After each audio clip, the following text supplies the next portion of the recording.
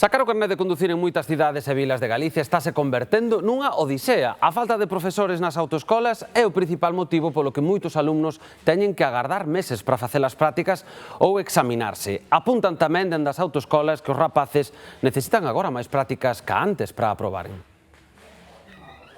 Actualmente xa non é unha prioridade para moitos rapaces sacar o carné de conducir en canto fan a maioría de idade.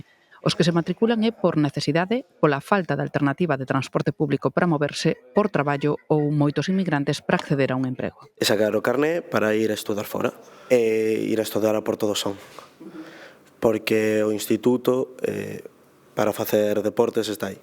Pero desde hai un tempo non abonda con ter vontade de sacar o carné. Os alumnos teñen que esperar meses para poder facer as prácticas ou examinarse. Eu estudio en Vigo, entón pedín as prácticas sobre todo para o fin de semana e nada, dixeronme que 6-7 meses e ao final, pois eso, 7-8 meses de espera.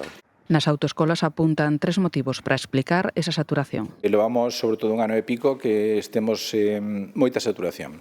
Aos alumnos non lles estamos dando o servicio axeitado. Hai varios motivos. A falta de profesores. Temos unha edad moi avanzada, profesores con baixas de larga duración e non temos relevo. Outra causa, os alumnos hoxe en día necesitan máis prácticas que fai 20 anos atrás e os resultados están sendo peores, tanto no teórico como no práctico.